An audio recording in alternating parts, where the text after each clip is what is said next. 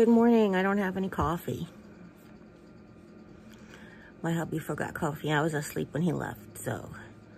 I mean, I woke up right after he left, I should say. Which is very unusual.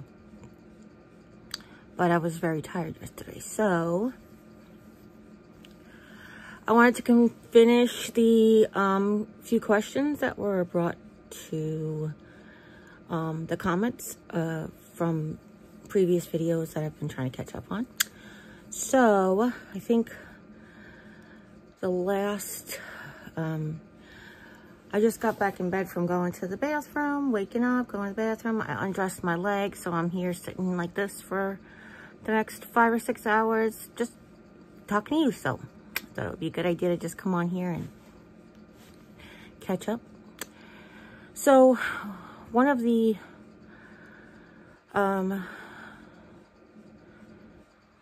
other things to just reiterate is, if you didn't see yesterday's video, if you have no idea what I'm talking about, there have been repeated suggestions and encouragements and questions in the comment section of previous videos that I've compiled into just to try to reiterate or go over or answer for you guys, okay?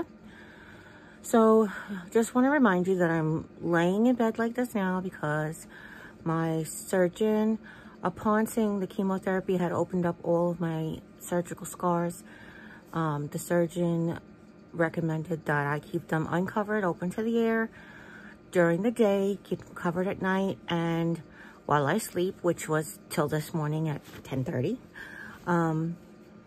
What I usually try to do is I usually try to use the commode before I undress them because it cuts down the risk of the bleeding. The tape holding the wounds on, holding the bandages on, actually helps hold the wounds closed a little bit when I go and sit on the commode. So they don't always bleed when they're under the bandage because sometimes the tape helps.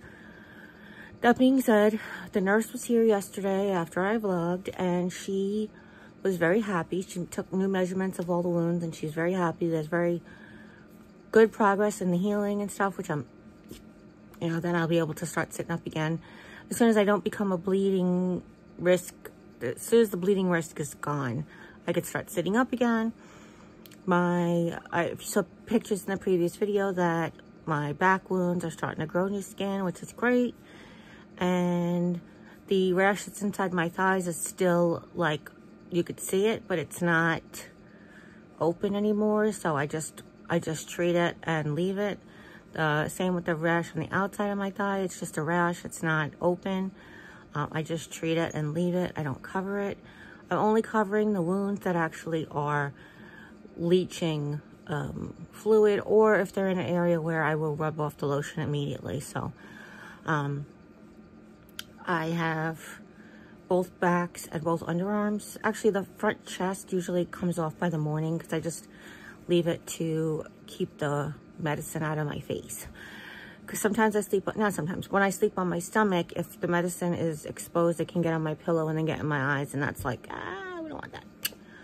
So anyway, so that's what's going on. That's why bed rest. Bed rest has not been since I've been home from the hospital. Bed rest is just since April 13th, and it's not actually even bed rest. It's resting the leg. It's about the leg resting. It's about not doing anything to it, not using it, letting the wounds heal, and such and such. So, there we go. Now, that being said, I am desperate to go out.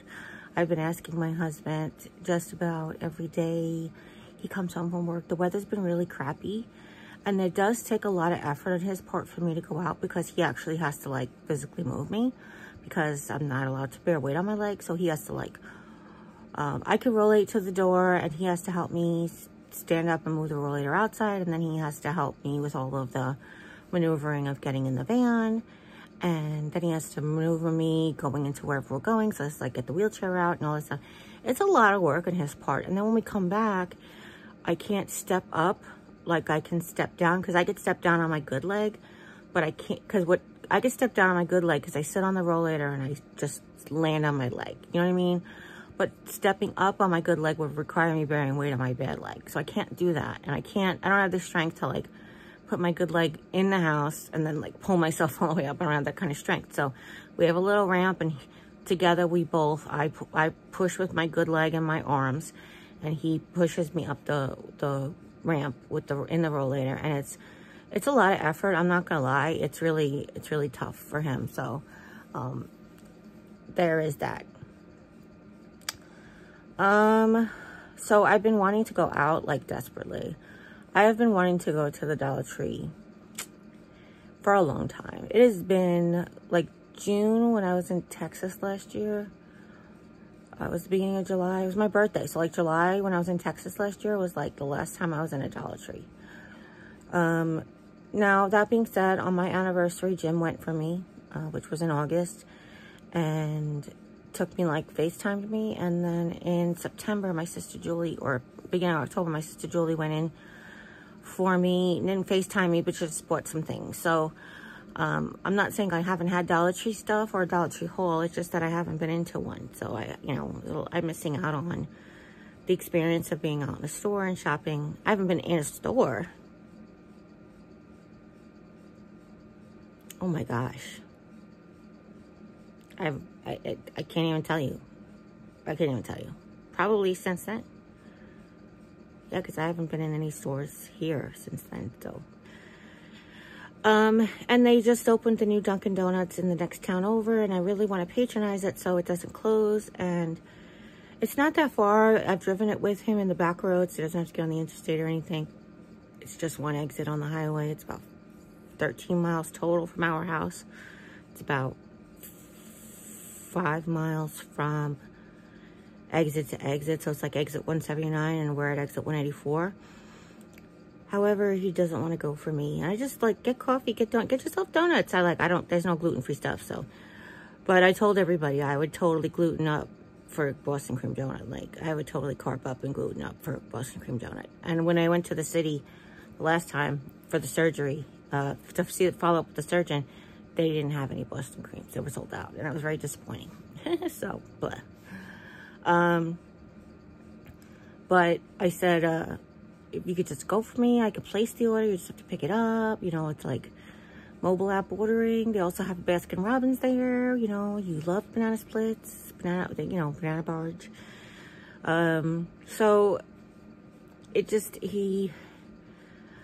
I want to say that he wants to save money. However, I have gift card money on my app. Like, I don't have to spend money. At the Dollar Tree, I have gift cards that I was gifted from you guys. I have Dunkin' Donuts I got at Christmas time, and since there's no Dunkin' Donuts here, it's taken me forever to use all the Dunkin' Donuts money. Plus, T-Mobile Tuesday gives you $2 every Tuesday towards Dunkin' Donuts, and like that accumulates and stuff. So it's special. And I have T-Mobile Tuesday was giving Baskin Robbins money for a long time. So I have that built up on my app too. I think there's like $36 on Baskin Robbins, and it's gonna be a lot of ice cream for $36. But anyhow, I digress. So I've been wanting to go out for a long time, and I know like there is this possible belief by some people that I just enjoy laying in bed. There is, I mean, I can understand the pleasure for somebody who works 40 hours a week, and I'm not gonna lie, I think about it like, oh, when I used to work 60 hours a week at the group home, I would love to have just stayed in bed on a Sunday. And my physical body wouldn't let me just like stay in bed all day. My physical body needed to like get out, or it would hurt. So I can understand the appeal of somebody who works 40 hours a week, just want to stay in bed as long as they could. But honestly, it sucks. It sucks. I have, like I said yesterday, I have no life. I mean, I have a life. I love my life, but I'm not living. I'm just existing right now. I'm just surviving. I'm just surviving till my back can heal, till my leg can heal, till I can get up and start doing things to live, you know? So, yeah. So let's see. The next thing I wanted to talk about that came up was from more recent videos was about the possibility of moving to upstate New York. Now, I know Jim sometimes takes it and runs, and I'm not gonna lie, I didn't expect it to happen like this time because of my medical condition. I really thought he would have had like much more of a wrangle on it type of situation. But it was just really like something we had talked about 20 years ago. And then something I brought up again. And of course, I don't come to him with an idea, even if it's just a thought, to get his feelings without having some sort of a kind of a plan. So if we move to upstate New York, certain areas are real close to Ohio where Mom's family lives. Mom really wants to retire to Arizona. I know she's way past retire age, but the cold is really getting to her. I can't live in Arizona full time because I can't do the heat. And if I did, it would be Vegas. Like, I would live by my sister Julie. I just can't do summers there. It's just too much. So I thought the best of both worlds would either be she stays with us in the summer in upstate New York, or with her her brother and his sister-in-law. They just have a big new house that maybe she could stay with them for a while. And then she can actually snowbird, and, you know, maybe we'll get her like a little condo or senior housing thing in Arizona, so she could like retire, spend her winters there. But all of this is just conjecture. All of this is just in conversation. None of this is in the planning stages. None of this is even, you know, because then I said to him, I'm like, well, we also talked about Pennsylvania. Like, even Mom liked Pennsylvania, parts of Pennsylvania, you know. Her family, her, like, great-great-great-grandfather had, like, was it Butler, Pennsylvania?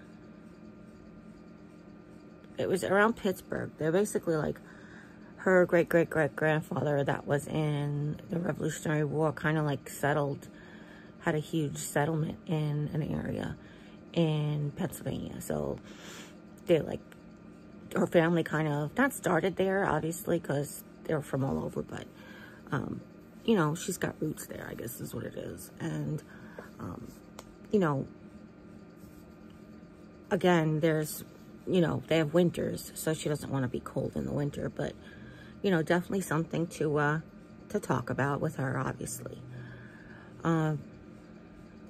This isn't going to be anytime soon anyway. This is like way off in the future.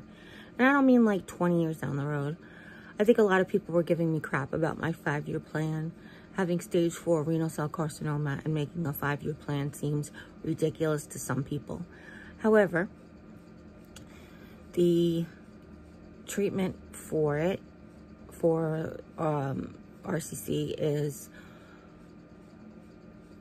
progressive. It's very progressive. It's very, you know, I'll always have it, but I could end up having no evidence of disease at one point if I do continue on with treatments, if I can bear I can continue to bear the side effects and that kind of thing. So the life expectancy of somebody with renal cell carcinoma clear cell is you have an 8% chance of living past 5 years. That being said, and I mentioned this before, so I'm sorry if it's a repeat for some people, those statistics are highly based on people who get metastasized to their lungs first. Because the normal progression of this disease is kidneys, lungs, bones. I am very, very, very fortunate that it skipped my lungs. I have kidneys, bones. Now, of course, the bones have been hard, difficult to deal with. This is where really all of my limitations come from. Other than the exhaustion. But, so the kidney cancer life expectancy for someone who has not metastasized to their lungs is a little higher, beyond 5 years. Now, I'm in hospice, that's true, but I'm not getting treatment right now, so I'm eligible for hospice. Have I decided if I want to do treatment in the future? I don't know. We're going to get rescanned in 3 months, at the 3-month mark, which is, I guess, 2 more months away. And we're going to see how much the cancer has grown off treatment. And then to decide if treatment is necessary. you know, and then do I get scanned every 3 months and just hold off the treatment at bay, you know? My biggest concern is like almost like the spot welding, is to get the spine calcified, the fractures in the spine, the tumors in the spine calcified back up again, and I won't have to wear my brace anymore. And to get the bone, the femur fractures calcified, so I don't have to worry about not bearing weight on my leg. And then we're gonna go ahead from there and say, like, what does the pelvis tumor look like? It's in a terrible place, but is it at risk for breaking the pelvis and hurting the hip and that type of thing? Because again, I don't want to be in pain, and I don't want to be debilitated. I don't want to be incapacitated. It's really what it comes down to. So there's just like a lot. We have to just take one like little step at a time. I know it sucks, but that's what we have to do, and that's what it's like, and that's what I'm giving myself the patience. I'm trying to have patience with myself. Taking longer to heal. My lips started again, which they were better for about 4 or 5 days, and then they just started again. I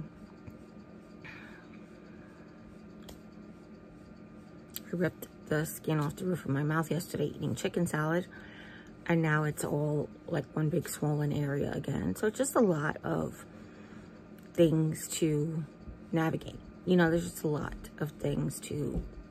Oh, Mom? Oh, hold on a second. Hold on a second. Sorry about that. Okay. So that's like really what the question is, the up in the air part, the part we don't know, the part that we deal with every day. So that's the things we have to figure out, and that's really what it's all about.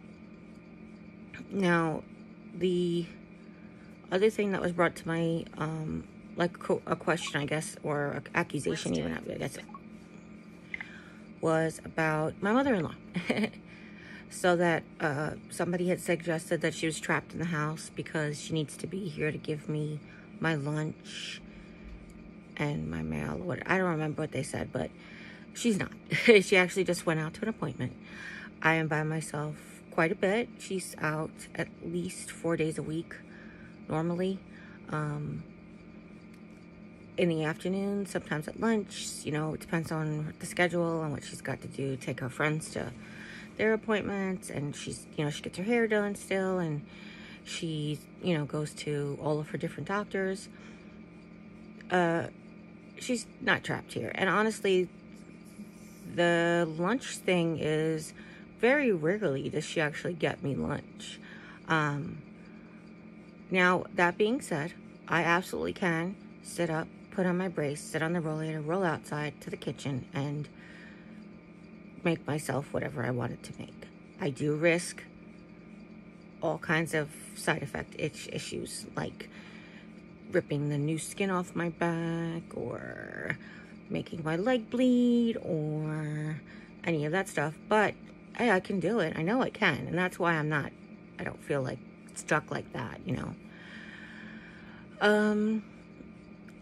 Mostly I have lunch prepared here already. I have Jimmy brings me turkey. I have peanut butter and yogurt. I have a lot of baby food that, like, with vegetables and stuff that I have down here, like the pouches. I'm really good. Like, I usually have a big breakfast, and I'm usually not hungry for a big lunch. I usually a couple of tablespoons of peanut butter and an Activia yogurt with an applesauce is just perfect. Like, that's all I need, and that'll tide me over till dinner. Now, it also depends on how thirsty I am, how much I filled water up, you know. It's like all of these other factors. Now, is there anything else about... Now, she has written a letter. When I was in the hospital, she wrote a letter to the people who accused us of all different types of things, like taking advantage of her, hoarding in her house, abusing her, whatever. And I have yet to have her read it on camera. She really wants to, and I really do want her to. I just don't want to give energy to the people who are doing this for like to get a rise out of us type of thing. So it's kind of like a 50-50. You want to be able to like shut down the haters, but you know that there's just some things that some people who just, you can't. No matter what you do, no matter what you show, no matter what you prove, no matter what documentation, like they still just don't believe anything. So whatever, you know, it's like let them do their thing. So the letter was very touching. It was very moving, and it really meant a lot to hear, because she's not a very open person with her feelings like that. So it's nice to hear how she felt. Truly, truly. Anyhow, then the next things that I'd like to address, because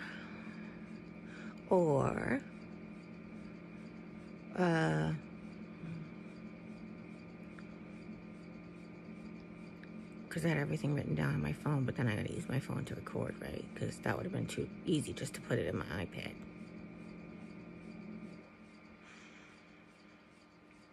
Oh, my mouth, that's what it was.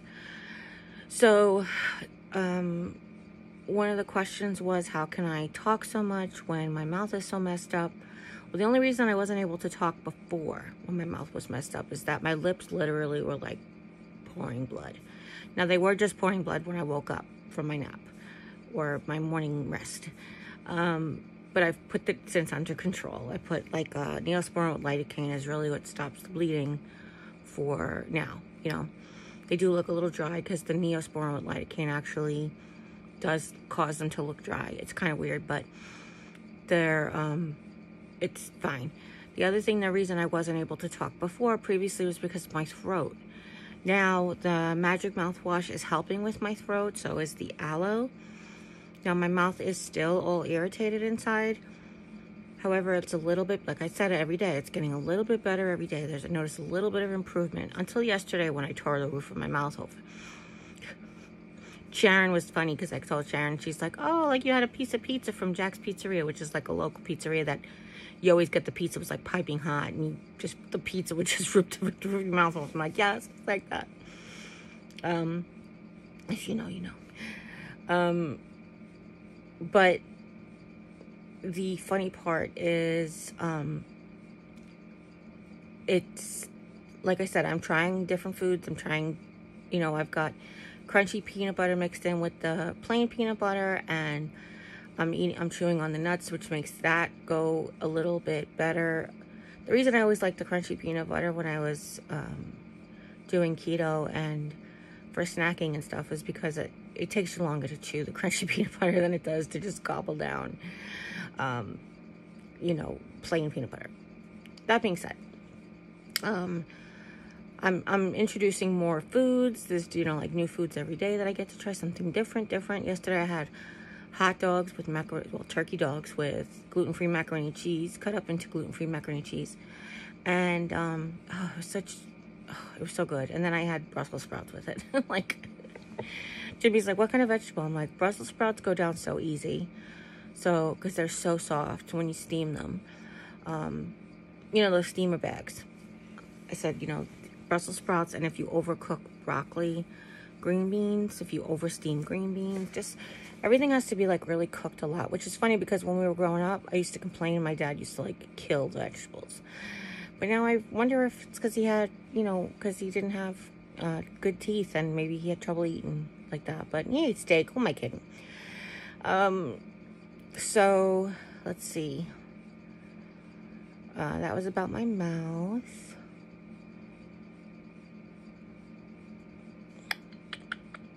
I think that's pretty much like all of the really pertinent questions.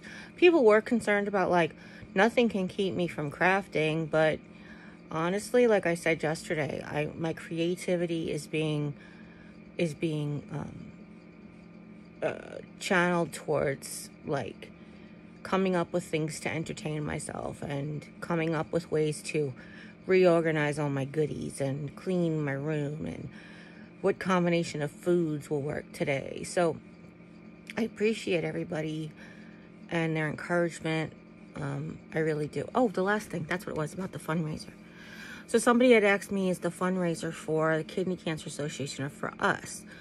Well, I did mention a fundraiser. I also mentioned merchandise. So whatever proceeds we make from merchandise will be for us to, like, for an RV or for travel expenses. Now that, or for us to pay bills even. That being said, I found a way to create merchandise that won't require me to lay out any money. So that was another concern people had, like how much I'm going to beg the benefactors for money to make merchandise. Like, it just, where they come up with some stuff. I'm telling you, you guys should write a book. You'd be like great story writers for television or something. I'm probably going to start with like t-shirts. I saw pop sockets, t-shirts, hats, like those types of things. I really, really love masks. I don't know that I'm going to do masks for a fundraiser, but I was like going to encourage people to buy them. I could be like an Amazon affiliate. I could sign up for the affiliate program and have you guys like buy it through my link so that I get credit for it. But I don't know. That sometimes that doesn't always sit well with me. I'd have to try all the products out first and such, which sometimes can get kind of expensive. But the other thing is a fundraiser, because I also mentioned a fundraiser, and I would love to do a fundraiser for the Kidney Cancer Association. The KCA has helped tremendously. They're the ones that have the online support groups that have helped us. They actually gave us, when I first got diagnosed, they gave me a $50 gift card for Julie to get gas for her car, to take me on my doctor's appointments and stuff. So they've been very, very helpful. And during Kidney Cancer Awareness Month, which was March, I actually had a post on Instagram where we were raising money. We didn't raise a ton of money. I don't have a ton of followers on Instagram, but we did some. And for, when did I do the first fundraiser? Maybe when I first when I first got diagnosed, I did a fundraiser too, and we raised a couple of $100 then too. Every little bit helps, because it helps people who are suffering with the condition like I have. There also helps research, and that's why we're able to have such a longer life expectancy, because the new medicines are so much more aggressive than before, and they're actually killing the kidney cancer cells and shrinking tumors and stuff, which is you know, a miracle in itself. So both a fundraiser would be a fundraiser, but merchandise would be to help Jimmy and I achieve our future goals of getting an RV, whether we rent one or we buy one, or we buy a used one and fix it up, whatever. It's to help us towards that goal. Mom also wants to come on road trips in the RV, so we're looking at RVs that will accommodate her as well. We like Class C's with the over the cabin bed. We like that for her especially. They usually come with good ladders, and she's little, but we're also looking at ones that have like convertible sofas. Instead of, you don't have to like break down your dinette, because that also becomes a bed, but just ones that have like convertible sofas that she would just be able to lay it down and go to sleep there.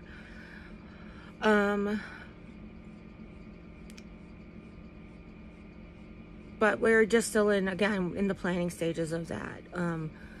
Mom said it's probably best to rent one first to see how Jimmy feels about driving it. And I was like, hey, you know what?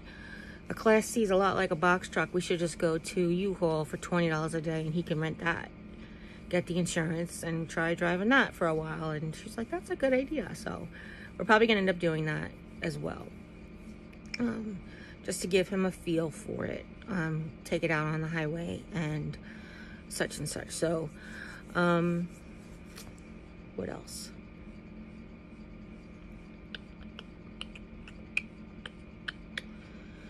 Oh yeah, and as far as leaving here, I don't want to leave here. I just want to be closer to my family. And since my family didn't get the hint in 9 years to move closer to me, it's just about like being there with them for like the end of my life. I want to be by my family the end of my life. And, you know, but I also want to be here, so I'm kind of like stuck. I don't know what to do. Anyhow, that's where we're at.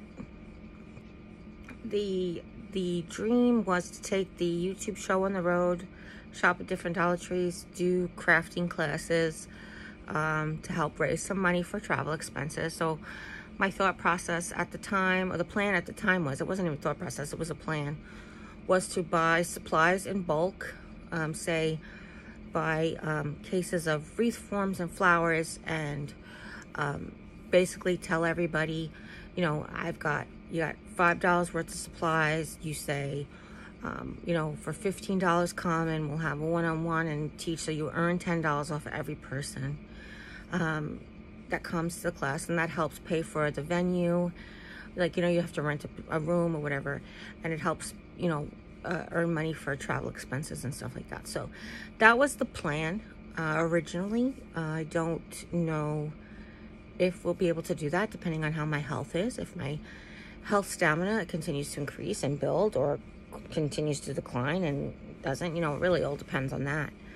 But that was originally the plan. That was the plan when I first started my YouTube channel, and it took off. And there's just like people that I love all over the country. I want to go to California, and I want to see Mary Ellen and Melissa, and I want to go to, there's more people, but I'm just picking names out of the hat. So I'm like, and then I want to go to Alaska, and I want to see Ethel in Alaska. And you know, this is the plan. This was the plan. Of course, to see my beautiful sister from another mister in Minnesota, and just to travel all over, and to have these events where they're like meet and greets, and like you don't have to pay for a meet and greet unless we do like it's lunch, or if it's like a craft class or something. I wouldn't make you pay just like to come and meet me at Starbucks. Hey, give me $5 to come meet me at Starbucks. I ain't that famous, but it's more about the interaction. It's more about the occasion. So that was the plan, and I would love to see that plan still come to fruition.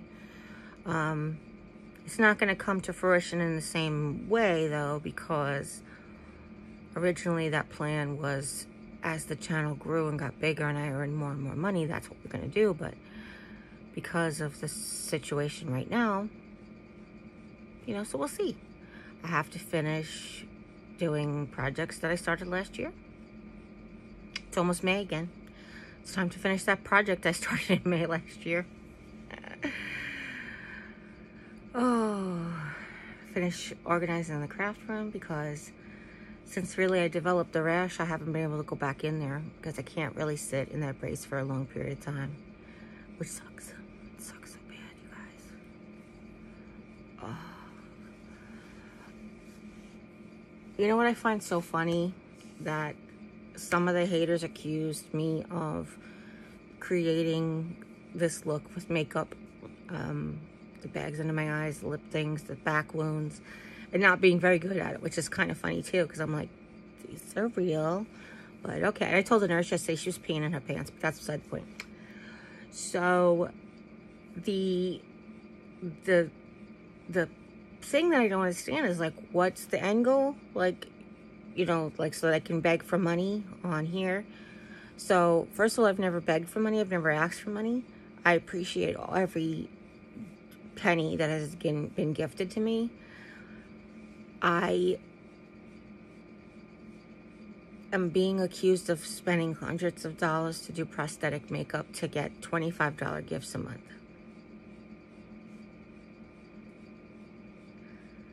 I think that's what I'm being accused of. So some things just don't even like make sense. But okay. It's kind of hysterical, actually. We were laughing about it so hard the other day. It's like so many, somebody got my phone number and prank calls me all the time, and they're so creative with it that it's like comical. It's like, they call me, and first they called me and they said, are you getting my messages? You haven't called me back. And then they called me back like 2 minutes later. Oh, I forgot to give you my phone number. And they gave me the phone number to the St. Louis Zoo. Don't worry, I didn't call them. I looked up the phone number, but still, it's just like, that's very creative. Like, that was very creative. But anyway, we're just laughing at their expense, so that's okay. But whatever, if that's what you have to do with your time. I mean, I guess you're the same kind of person that used to call a payphone and, you know, dial the operator and say, do you have Prince Albert in a can? Would you let him out? That was a grocery store. You call a grocery store and say, do you have Prince Albert in a can? Is your refrigerator running? You should go catch it. Oh, God. But anyhow, I love you. I love each and every one of you, regardless of whether or not you love me back. I don't care. Yeah, I really don't. But I want to thank you all for allowing me to answer these, clarify these thoughts, answer these questions, and address whatever misunderstandings that were in the comments. So if I forgot anything, like I mentioned yesterday, I didn't get any of these questions from the comments from yesterday's video. I thought I would take the 2 parts, compile them, and then see if there's any more questions we haven't addressed. So if you have any questions, leave them in the comment section down below. We'll compile for another video. If you have questions for me and Jim, we can do a Q&A together if you want. We can also live stream a Q&A. We can do that if you guys are interested. So just let me know, okay? I miss you. I miss live streaming because that's when we get to like interact really good. But listen, I love you. And if nobody's told you today that you're loved, you can always come by and hear how much I love you, okay? All right. And as always, you guys, take care. God bless. I'm going to see you next time. Bye.